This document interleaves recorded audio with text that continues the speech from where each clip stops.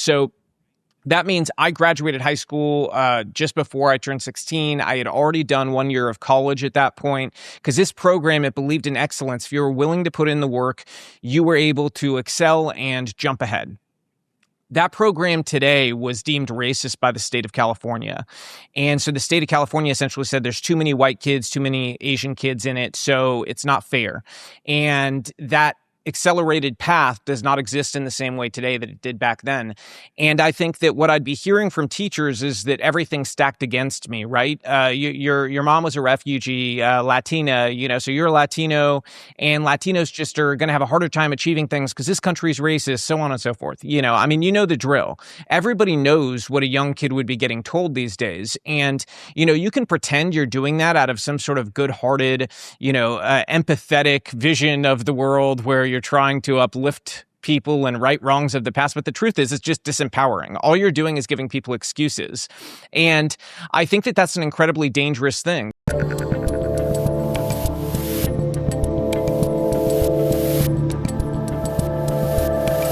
All right, I'm Dave Rubin, and joining me today is the host of the Robby Starbuck Show and the director of The War on Children, Robby Starbuck. I cannot believe that we have never done this before.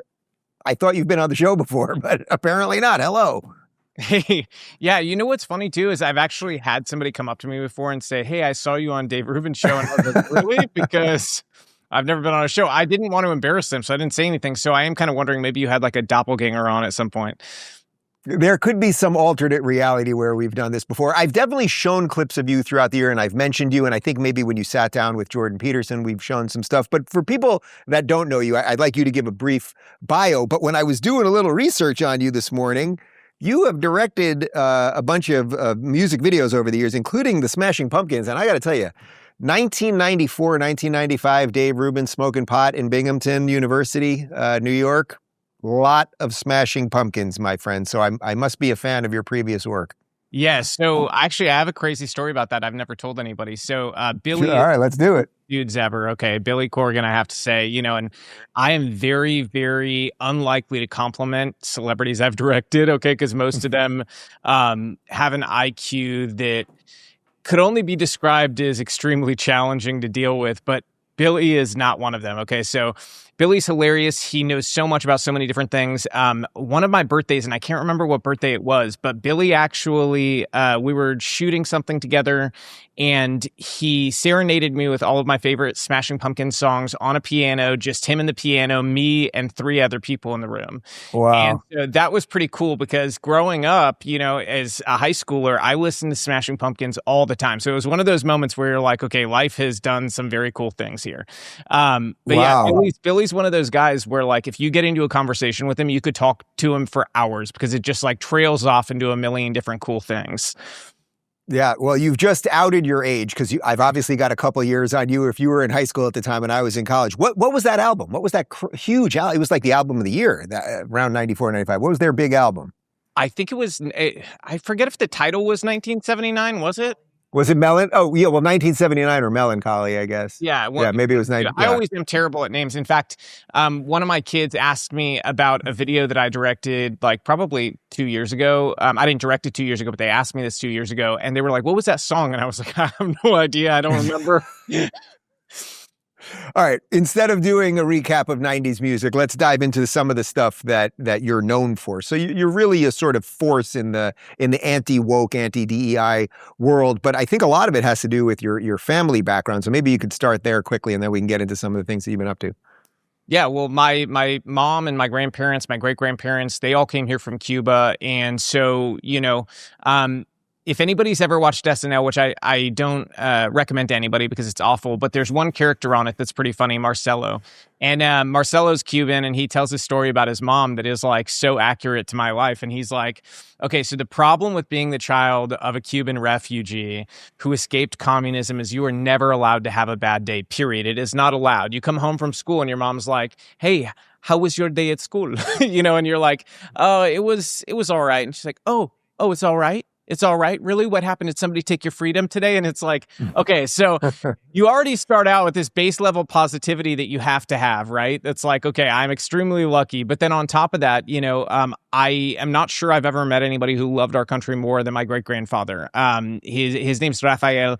We called him Peo, and he's passed now. But the incredible way he lived his life was a testament to me about who I wanted to be. Right? He was like my father figure, and for him, he worked his whole life. He was essentially a cowboy, had land in Cuba and everything, and was a hard worker his whole life, but had built up a really nice life for himself. He ends up having everything taken by the Cuban government, comes here to America, never complains about starting over, started over as a janitor, working double shifts, worked until he was like 90 years old, and never a complaint, like literally not one complaint. All he had was gratitude, because he realized that had this happened in America, there was nowhere to run to. At least he had somewhere to run to. And, that's the truth, is that gratitude just runs through my veins. And so when I see this modern, sort of woke DEI movement, and I see how it tries to disempower people, especially young minorities too. I mean, the discrimination against young white men is insane, but there's this other piece of it too, where it disempowers young minorities too. Because like, I look at my own example. When I was in school, I was constantly having reasserted to me that I could do anything in this country, right? That anything was possible. This was a land of opportunity. You have no excuses to not succeed at whatever it is you want to succeed in life. Well, I try to put myself in the classroom chair of a kid today, and say, what would I be getting told in that same position now? And there's sort of an interesting anecdote, which is that I was in a special program as a kid that existed for students who had accelerated learning, right? So that means I graduated high school just before I turned 16. I had already done 1 year of college at that point, because this program, it believed in excellence. If you were willing to put in the work, you were able to excel and jump ahead. That program today was deemed racist by the state of California. And so the state of California essentially said there's too many white kids, too many Asian kids in it, so it's not fair. And that accelerated path does not exist in the same way today that it did back then. And I think that what I'd be hearing from teachers is that everything's stacked against me, right? Your mom was a refugee, Latina, so you're a Latino, and Latinos just are going to have a harder time achieving things because this country's racist, so on and so forth. The drill. Everybody knows what a young kid would be getting told these days. And, you can pretend you're doing that out of some sort of good-hearted, empathetic vision of the world where you're trying to uplift people and right wrongs of the past. But the truth is, it's just disempowering. All you're doing is giving people excuses. And I think that that's an incredibly dangerous thing. So when I look at my own kids, I've got 4 of them, I don't want them to live in that world. I want them to live in one that believes in merit, that says if you work the hardest, you put in the time, you excel at something, you're going to be rewarded for it. I don't want to live in a world where the people who do the best are constantly punished. And so that is really my motivation for all of this, is ensuring that, if I had to boil it down, the United States does not become Cuba 2.0, because we could go down that path. I mean, I think we were actually very close to tipping into it, which is why I started speaking out about politics. We talked about it in the opening. I directed some of the biggest stars in Hollywood, Oscar-winning actors, actresses, some of the biggest music stars. And so to give that career up that a lot of people would kill for, especially since I didn't have a Hollywood family, I didn't have a rich family, I built everything myself. I only did that because I saw that we could very easily become Cuba 2.0. And I felt like Hollywood in general had become a net negative to culture for our kids and for the future of our country. And I could either be a part of that and profit off of it and keep my own kids safe, or try to do the right thing, which is what I promised my family I would do. I think I'm here in Miami, which is basically little Cuba. I mean, we've got our own little Cuba and Calle Ocho and all that. But, the stories that I hear and the affinity that I have to the Cuban community is incredible, because everyone basically tells that story that you told right there about freedom. And it's just, I've heard some people say that the younger generation now, even of Cubans, has been infected with some of this stuff, which is just so absolutely crazy. But let's talk about Hollywood for a minute, because I know you've been very critical of what's happened to that town. As we're taping this, it's just a couple days after the Golden Globes. I don't care about any of these award shows. I don't even think I saw any of the shows that were on. I'm watching Fallout on Prime. That's pretty much okay. That's basically all I'm watching these days. But I thought there was an interesting moment. I don't know if you saw it, but maybe you can speak to the kind of tone around it, where Wanda Sykes was on stage and she made fun of Bill Maher, basically being like, you're just like a little too much for us.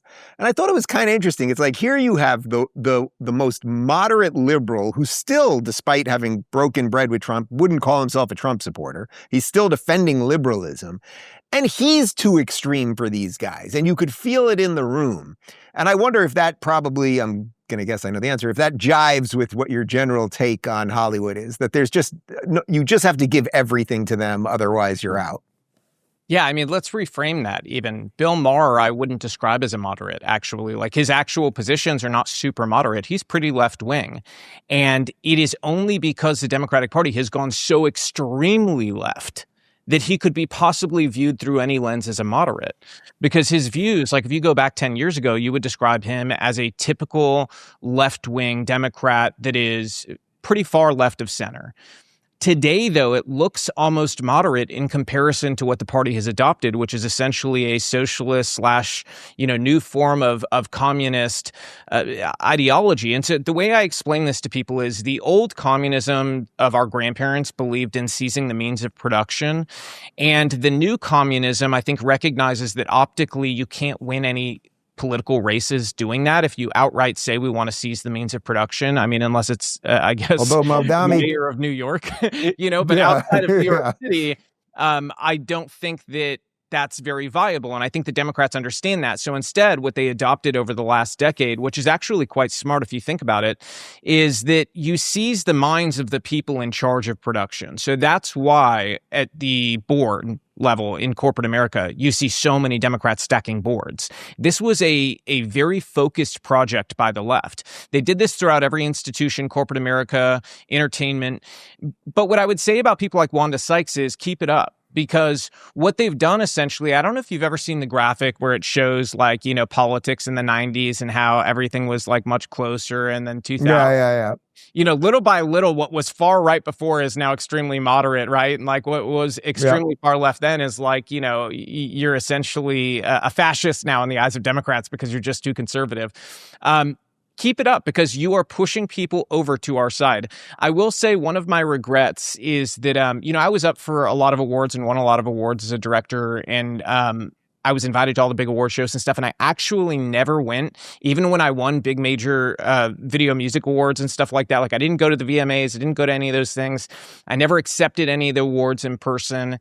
And I kind of wish I had now, just so I would have spoken up and said something different. But the reason that I didn't go was precisely because I thought that it was really condescending to the rest of the country to have a bunch of elitists go up there on stage and tell them how to live their lives. And secondarily, you're doing that, moralizing the people while most of you are on drugs, cheating on your partners, and engaging in all kinds of hedonistic shit on the outside, right? So like, I'm aware of what is going on in those rooms. How could I possibly sit there and not absolutely blow my lid over watching these people try to moralize to the rest of the country? Adam Carolla, who lives in LA still, I think he's on his way out, but he's been saying something that I've really come around to, which is that a huge percentage of the Hollywood people don't even believe it, but they know how replaceable they are. Meaning no matter how good you think Tom Hanks was in Forrest Gump or anyone in any movie, they are simply replaceable. They did not, you know what I mean? It's like, maybe it won't be someone as good as Tom Hanks in Forrest Gump, but like you could replace him. So they all bend the knee to it because they're just interchangeable parts. To me, that makes a lot of sense on why they behave the way they do. You have to look at the psychology of celebrities. And I'm not going to say all of them are like this, but I think the good ones out there would actually 100% agree with what I'm about to say. Psychologically, you're talking about a group of narcissists who know very little about anything having to do with politics. And when I say know very little, I am being charitable. These are some of the stupidest people you will ever come across when it comes Listen, I took 6 months of an acting class in 2002. I get it. So you've met people in these classes, right? I mean, there's a reason they have to, I won't say all of them, but a good number of them, why they enjoy pretending to be somebody else, because if they were actually, being themselves, it's quite a sad experience. Most of them have severe psychological problems and deficits, right? They don't ever know who they can trust. If you really get to the A or B or C list level, you always feel like somebody is trying to get something from you, right? So you don't have anybody you can trust. You don't know who your real friends are. You exist for the dopamine hits, right? So anything that poses a threat to the next dopamine hit of feeling important and celebrated is a threat to your very existence. Not just a threat to your bank account, your success, but to your existence, because your existence is wrapped up in yourself and your own idea of your importance, not any sort of moral structure, hierarchy, or belief system. Your belief system is self. It is about self-importance. And so when that's the case, the most trusted person for that celebrity becomes their PR people. And their PR people are not stupid people. They do know a lot about politics. They just happen to be very wrong about the politics they have, and they're radicals. So those people tend to feed to the celebrity is what they need to say. It's how you end up with a vast number of celebrities, supporting Hamas, essentially, right? Like, that is not a position they take because they agree categorically with Hamas's behavior, actions, or religion. They don't. It's because they had somebody tell them this is the position you need to take, or else you're going to be framed like this, and this is what's going to happen. So that's the real system at play here, right? And the internet has only exacerbated this because now people expect you to have a take about everything if you're a celebrity. And so all you're getting now is, where you used to have maybe one really bad take from a celebrity a year, now from that one celebrity, you're getting like 300 bad takes, right? So it's never been more naked and exposed how stupid these people really are. And there are exceptions, but the vast majority are absolutely what I would refer to as intellectually disadvantaged. Right. And you still had, even at the Golden Globes, you had this, Hannah Einbinder, ridiculous person with the, basically a Hamas supporter. And it's like not one of them will say a word about Iran. It's just patently absurd. What do you make of the general state of woke at the moment? I had Piers Morgan in here a couple months ago, and he wrote a book called Woke is Dead. And I pushed back on him and said, I think there was probably a moment where we all thought it was dead after the Trump election, but it seems to have recalibrated right in front of our eyes, kind of transformed in front of our eyes, and now burst forth into its kind of what we're getting out of New York, the woke Islamist bizarro red-green alliance collection. So I don't think it is dead. What do you think? I warned after Trump won that people would rush to say wokeness is dead, right? And the truth is, these sorts of ideas don't die. They hibernate and they sort of reassess the landscape and they rebuild and then they deploy again. And so what's important is that you build structures and systems that are able to essentially clamp down on that the minute that it reemerges. And that's why I've said, with what we're seeing right now, I think the ICE scenario is actually a very important one, right? Because you're seeing sort of the reemergence of what I would call the BLM army, but in support of these radicals who are trying to harass or in some cases attack ICE officers. And so I think it's very important that the Trump administration handles this in a manner that leaves absolutely no confusion about where we are and where we're going. And that means you need to rapidly deploy massive numbers of people out there from ICE, from other agencies to support ICE.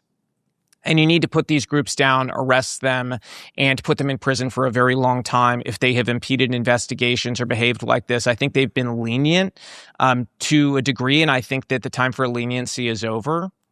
I think you have to very directly take this on because society is all built on incentives, right? And if the incentives tell you that it is okay and you're going to get social media points and dopamine hits and viral videos for going and disrupting ICE, then more and more leftists are going to do not only that, but adjacent to that. But if the social structure is telling you that what is going to happen to you if you do that is you're going to spend a very long time in prison, people start reassessing whether or not they should do stupid things. It's kind of like, the phrase that'll start to reverberate in their heads is, do stupid things, win stupid prizes. And I think that's what we need to get through the heads of these far left activists is that your time has passed and you've reemerged at a point where it is unsafe to do so. And we're not going to allow this behavior in this country. We have new incentives, new lines, and these are going to be what you can expect going forward. And I think that's very important if we want a society worth a damn. So I'm completely with you on that, and I think the more, you give them an inch, they're going to take a mile. All of that stuff. Do you think that the Trump administration has the balls to do it? Meaning the messaging is on point for what you just said right there. Trump saying it, Kirstie Noem is saying it, many others, Stephen Miller, et cetera. They're saying that all the time. Do you think they will have the balls if this continues for another week or two? Let's say out of Minneapolis, or it starts spreading to some other cities. We saw what happened in Los Angeles the last couple of days. That they will actually start doing mass arrests and make sure that those cities actually keep those people in jail, as opposed to what happens in New York and LA, where they slap you on the butt and just send you off. I certainly hope they ramp up in the way that I'm talking about. If I had a piece of advice for the Trump administration, at risk of giving Marco Rubio another job, that's not my suggestion. Yeah, that guy does not want another job. He's got 18 outfits now. When I say this, everybody's going to jump to Marco, but there's other Latinos, I promise. I think that President Trump needs to have a Latino run that effort very publicly and be sort of the public spokesman of the Trump administration, because this is one of the few times you'll ever see me argue in favor of choosing somebody specifically because of their background. But it is precisely because I know what is going to happen through the media, and you need to have a Latino in that position to say, look, if the primary left-wing, argument here is that this is somehow racist, you're going to need to explain that to our CBP, to our ICE officials, who are vast majority, by the way, Latino, and to myself, who's leading this operation, also Latino. You're going to need to explain that to us because our families are Latino. We're doing this because we love our country and we enforce the laws of our country. And actually, I think kind of the racist thing is they assume all illegal immigrants are Latino. That seems to be the overarching theory, is that they're all people who clean your toilets, at least if you watch The View. And so I think that would be a smart thing for them to do. We've only got a minute left. Anything else you want to hit on real quick? And then we will definitely do this again, in that I thought you had already been on the show. Yeah, I would just tell people, if you're interested in the fight to ensure that kids are safe and that kids live in a society that has clear lines and that we're uplifting our kids to the right place, check out our film, The War on Children. You can find it at thewaronchildren.com or on Amazon Prime. It essentially goes through the entire, left-wing plan to carry out this war on our kids, to degenderize them, to change language, to change the education systems, to do everything they can to stunt the growth of the next generation and sort of indoctrinate them into the far left, trenches so that they can fight for their army. Robby, I've enjoyed finally having you on, and I assure you we will do it again. Link to the film is down below. Thanks for watching, everybody. Thanks, Dave. If you're craving more honest and thoughtful conversations about politics, check out our politics playlist right here. And if you don't want to miss any future videos, make sure to subscribe and hit that notification bell.